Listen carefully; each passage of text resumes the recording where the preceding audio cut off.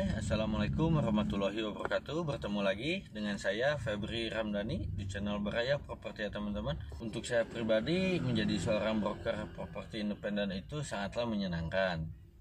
Selain waktu yang fleksibel, broker properti itu dapat menghasilkan uang dari mulai jutaan, puluhan juta, bahkan ratusan juta rupiah. Tidak menutup kemungkinan bisa sampai miliaran rupiah teman-teman, tergantung sejauh mana kerja keras teman-teman, sejauh mana ikhtiar teman-teman, dan kembali lagi sejauh mana juga doa teman-teman yang dipanjatkan kepada Allah Subhanahu wa Ta'ala ya.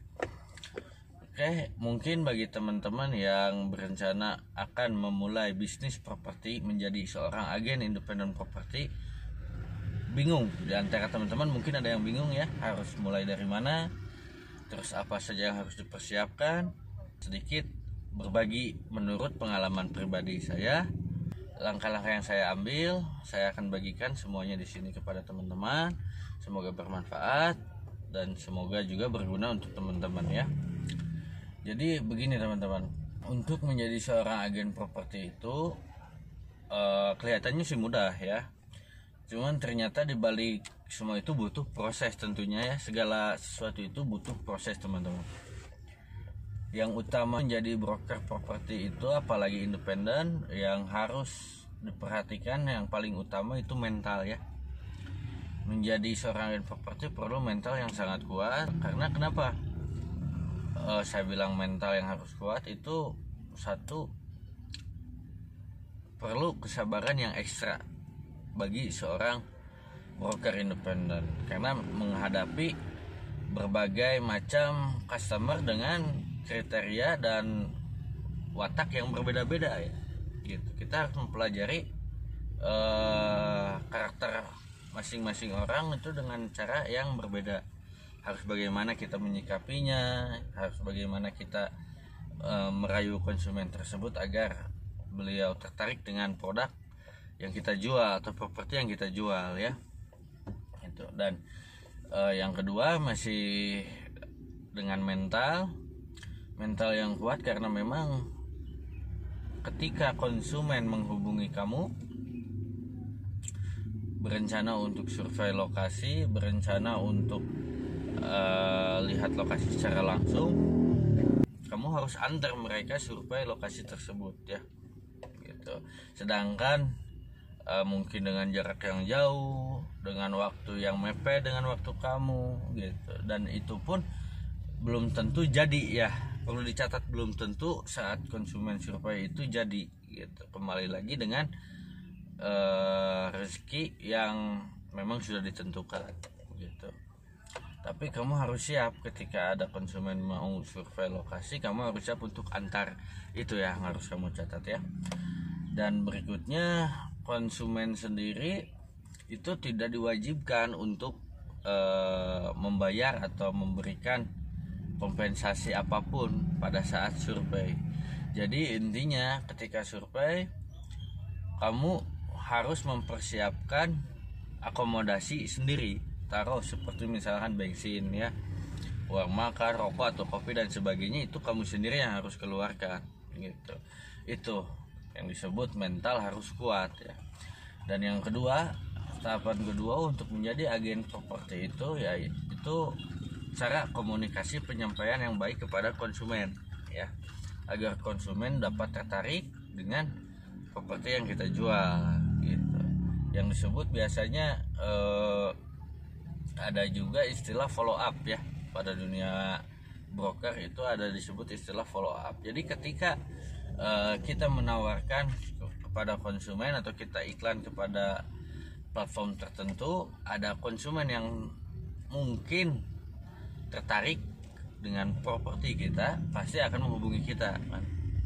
Nah, ketika konsumen menghubungi kita itu memberikan jawaban-jawaban atas pertanyaan konsumen untuk properti yang beliau tanyakan, dan jawaban-jawaban itu harus spesifik ya teman-teman, jangan asal-asalan. Maka dari itu teman-teman juga harus pelajari dulu apa spesifikasi dari properti yang teman-teman jual ya. Nah, setelah konsumen itu merasa terbantu dengan informasi-informasi yang disampaikan sama teman-teman, nggak hanya cukup sampai di situ gitu. Biasanya beliau minta waktu untuk berunding dulu dengan keluarga lah, untuk mempertimbangkannya lah dan sebagainya gitu. Jadi berikan dulu konsumen itu waktu, tapi dengan catatan teman-teman juga harus nanti follow up kembali gitu. Bagaimana untuk keputusan atau kelanjutannya untuk properti tersebut, apakah beliau jadi atau tidak mengambil properti itu gitu. Jadi ada proses follow up ya, ditanyakan lebih lanjut apakah jadi, kita konfirmasi aja, tidak ada salahnya teman-teman. Dan yang ketiga, menjadi seorang agen properti itu tentu harus tekun ya, mempunyai ketekunan, karena memang itu bisa dibilang harus rutin gitu, menjadikan rutinitas kita untuk posting, untuk market, membuat iklan di platform-platform properti seperti OLX, mungkin ada Lamudi, ada rumah.com, rumah 123 dan lain-lainnya. Bahkan bisa juga di Facebook gitu kan, marketplace dan lain-lain. Itu menjadikan sebuah rutinitas teman-teman untuk upload atau market properti yang teman-teman jual gitu. Biasakan minimal sehari itu 3 kali lah. Anggap teman-teman minum obat ya, sehari 3 kali, pagi, siang, malam. Di waktu-waktu orang-orang itu senggang, seperti halnya pagi sebelum orang-orang beraktivitas, sebelum orang-orang bekerja, pasti menggunakan handphone terlebih dahulu untuk sekedar scroll-scroll dan sebagainya. Siang hari pada saat jam istirahat, jam makan siang, dan malam hari pada saat jam istirahat ya. Jam-jam tersebut, momentum tersebut yang dapat teman-teman manfaatkan untuk posting properti yang teman-teman jual. Rutinitas tersebut setelah berjalan, saya yakin pasti lambat laun akan ada konsumen yang menanyakan gitu. Nah, itu jangan sampai teman-teman hiraukan ya.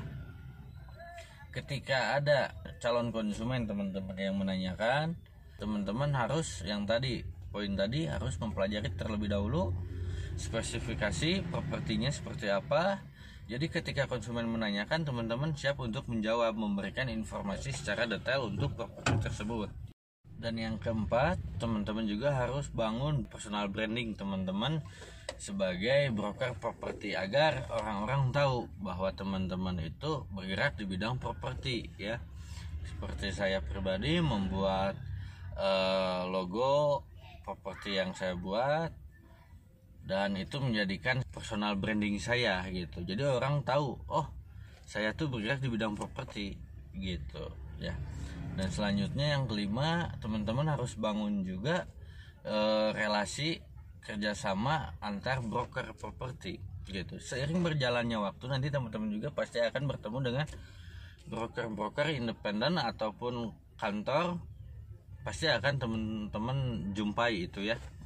Nah, sebisa mungkin bangun relasi dengan mereka, sering berbagi juga untuk listingan properti teman-teman, ataupun teman-teman bisa minta listingan kepada mereka. Jadi teman-teman bisa bantu jual juga properti yang mereka pegang begitu.